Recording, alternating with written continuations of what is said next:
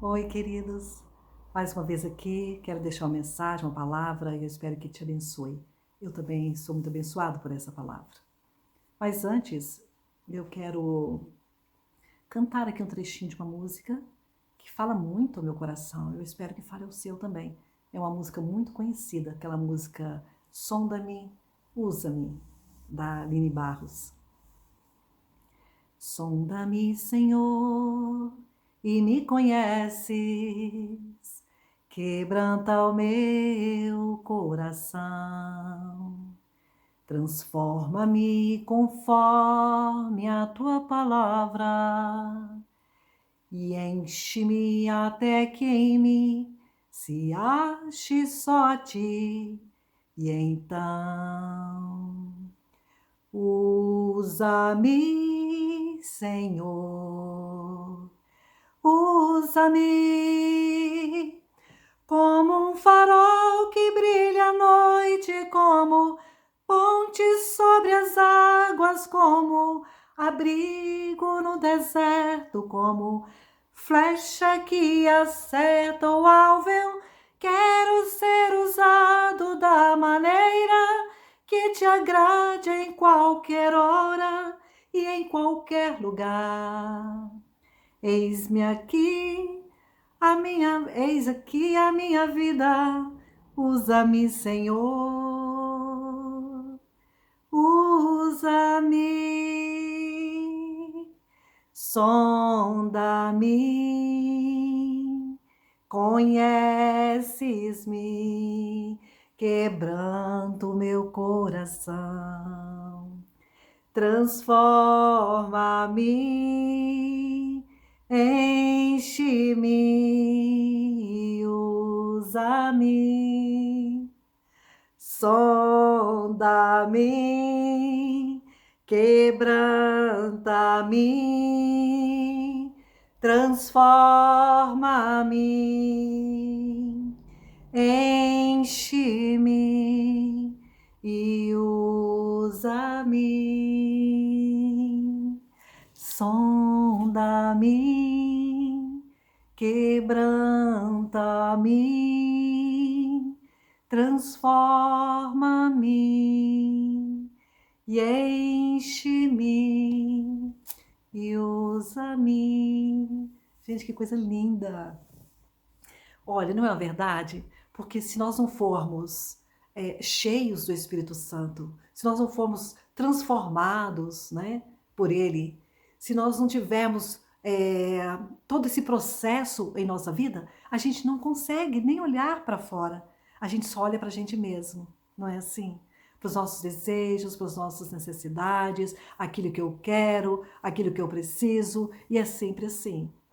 É, eu fico assim encantada com a vida das pessoas, dessas pessoas assim que se entregam totalmente. Eu nem queria que fosse totalmente, porque eu acho assim, sabe, é um processo longo, né? Ou então, a não ser uma magia de Deus para que essa coisa aconteça mais rápido, né? Assim, isso pode, isso é possível. E talvez essa música ela fala muito disso. A gente possa olhar como espelho essas pessoas, né? Que cuidam tanto das outras pessoas, que dão a vida para poder mudar a vida das outras pessoas, que necessitam muito, que não tem uma voz, né? Na sociedade, não tem uma voz às vezes nem na própria casa, a gente sabe disso. Como isso é importante, né? E hoje eu quero falar com vocês a respeito de uma pessoa que fazia muito isso, Tabita. A história de Tabita está lá em Atos 9, começa no versículo 36, versículo 36 até o 43, capítulo 9. Gente, Tabita, esse nome, na verdade, ele veio, acho que do hebraico, aramaico, eu não, aqui não fala, mas se não me engano, veio do aramaico, né, ou do hebraico, acho que é aramaico, e ele significa gazela, ele significa essa ligeireza, né, velocidade aí, e elegância também. E você pode olhar lá o significado, né? Hoje o Google ele nos dá toda essa possibilidade em fontes seguras, né? Mas esse nome também, Tabita, em grego, significa Dorcas. E nós vamos falar sobre essa pessoa, né? Sobre Dorcas, que é a mesma Tabita. Essa mulher vivia em Jope. Essa história está aqui onde eu citei, você pode ler e é muito legal que você conheça essa história, para você se inspirar também na Tabita. Essa mulher vivia em Jope e ela era conhecida por toda Jope. Era uma mulher generosa e ela costurava, fazia as vestes, né, das viúvas, túnicas, e todas as viúvas lá conheciam, não só as viúvas, principalmente as viúvas, mas toda Jope conhecia Tabita. E um dia ela adoeceu e Tabita, ela veio a falecer, foram lá, lavaram Tabita, levaram para o cenáculo e logo os discípulos chamaram, né, mais 2 discípulos e falaram, olha, aqui pertinho de Jope, Jesus está lá. Vai lá e chama Jesus. Tem até o nome dessa cidade, Lida, era uma cidade perto de Jope. E aí o que acontece? Eles vão lá, chamar Jesus, Jesus vem imediatamente, porque Jesus era aquela pessoa que estava sempre pronta também para atender, para ajudar, para curar, para salvar, para dar uma palavra de esperança, de salvação, porque ele mesmo era a salvação, não é? Mas como homem, ele também fazia todo esse processo, todo esse trabalho na vida das pessoas. E olha, que coisa linda. Assim que eles chegaram lá, todas as viúvas, aquelas pessoas rodearam Jesus e começaram a falar, olha o que ela fez para mim, olha que ela, sabe, mostrando tudo que ela tinha feito. Elas estavam com os olhos na obra daquela mulher, né, querendo aquela mulher de volta, porque aquela mulher era necessária para elas, né. Bom, nós podemos ser lembradas também como pessoa necessária, como uma pessoa bondosa e como aquelas pessoas também que nos amam mesmo que a gente não consiga fazer nada por elas, porque são pessoas também que têm amor no seu coração e aprenderam a amar independente. Mas agora eu quero focar mais nessa mulher, nesse trabalho que ela fazia, na falta que ela fazia naquele lugar e como ela era lembrada pela sua generosidade. Essa doação que ela se fazia, né, de si mesma ali para Jope. E aí Jesus mandou sair todas as pessoas ali de perto e ele deu uma ordem para Tabita, né? Tabita, levanta-te. E Tabita levantou. Tabita, ela teve a vida de volta e ela voltou a servir. Gente, como é linda essa história. Eu quero aqui pensar agora em Tabita, naquilo que Tabita era movida, né? O que move o coração de uma pessoa que se entrega totalmente para a obra, seja ela missionária, social, mas o que move o coração de uma pessoa? Que às vezes não está ali, ela, muitas vezes, a maioria das vezes não recebe nada em troca, mas elas estão ali em prol do outro, para ajudar, para fazer voz àquele que não tem voz, para trazer também à memória daquela pessoa que ela é importante, para dizer em atos, em palavras, em atitudes, em gestos, o quanto ela é importante. E por que nós não podemos também fazer isso? Se nós não temos um dinheiro, se nós não temos uma forma tipo Thalita que costurava, mas o que nós podemos fazer? O que você pode fazer? Você tem também essa vontade de servir? Você tem essa vontade de olhar, quando você olha as pessoas, de falar, o que eu posso fazer por ela? Mas o mínimo que nós podemos fazer é trazer uma palavra amável, ouvir até mesmo uma história para que o outro se sinta importante. Eu me lembro uma vez, quero contar rapidinho para vocês, uma amiga minha, ela também era psicóloga, e eu estive com ela num lugar em Belo Horizonte, e esse lugar, ele era cuidado ali por um padre, não me lembro mais agora o nome dele, mas era um lugar muito, muito especial. Algumas pessoas de rua dormiam ali, muitos jovens, e era um final de ano, assim, que eu estava, sabe, muito triste, muito para baixo, né?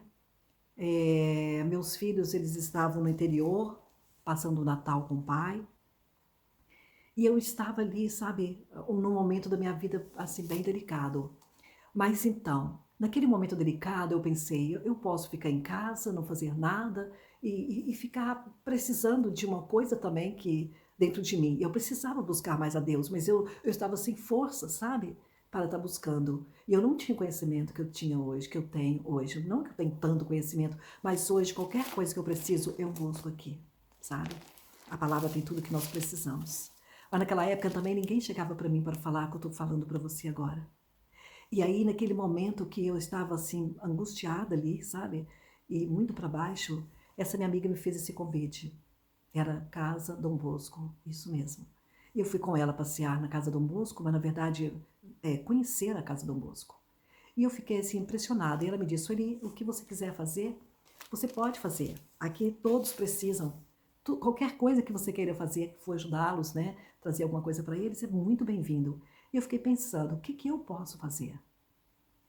Eu não tinha o dinheiro ali para ajudá-los, mas eu pude servi-los, né? Outras pessoas fizeram comida, nem isso na época eu tinha assim conhecimento para poder fazer, né? A minha vida era totalmente diferente, de comer fora, trabalhar o dia todo e toda uma forma, né, diferente que funcionava em minha casa.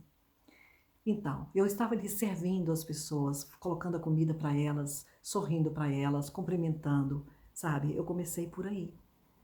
Ao me abrir para elas, com um sorriso, de olhar para elas com atenção, de servi-las ali, mesmo que eu não tivesse feito aquela comida, mas com amor e carinho, eu já comecei a sentir meu coração assim se encher de alegria, sabe? O sorriso daquelas pessoas encher o meu coração de alegria. E aí eu pensei, ainda teríamos a parte, né, mais assim à noite, para poder estar com elas. Eu pensei, o que que eu posso fazer? Então eu decidi, no grupo assim que ficou comigo, eu perguntei para elas se elas queriam desenhar a sua história, fazer algum desenho que representasse a sua história. E elas fizeram isso. E eu me surpreendi. Depois eu quis ouvir a história de todo aquele grupo, de cada um. A pessoa ia para o centro para ela se sentir, né, o centro mesmo, né, com o seu valor, com a sua história em evidência, enquanto todos nós ouvimos a história daquela pessoa, depois o outro que fez o desenho também falava do seu desenho e falava da sua história. E a história normalmente era ligada ao desenho, à própria família. E depois que nós encerramos ali, sabe, foi uma coisa tão legal, que eles vinham, mesmo depois de terminado o processo, mas na verdade na cabeça deles é um processo que não termina. E na verdade nem na minha terminou, porque continuou. Eles vinham para me trazer a fotos dos familiares que eles tinham guardado com eles, sabe? Isso foi muito bom para mim. Isso foi uma lição para mim, sabe? De entender que nas pequenas coisas nós podemos estar com as pessoas. Que as pessoas precisam da nossa atenção. Que as pessoas precisam do nosso amor, do nosso carinho, que as pessoas precisam do nosso olhar, que as pessoas precisam que a gente se importe com elas. É isso, eu quero deixar essa palavra para você, assim como Tabita, Dorcas, e assim como esse exemplo que eu dei para você agora, né? Você pode fazer alguma coisa. Pense em que você pode fazer e comece por ela. Há coisas que nem te custam nada, que é a sua presença, que é o ouvir, dar atenção. Uma palavra de conforto, de esperança. É muito bom isso. Eu espero que você use esse ano para fazer muito mais coisas, apenas o começo. E que você colha tantos frutos. E esses frutos você vai saber. É essa alegria que invade o seu coração e a presença de Deus em você. Porque você está sendo luz. Seja luz. Um beijo.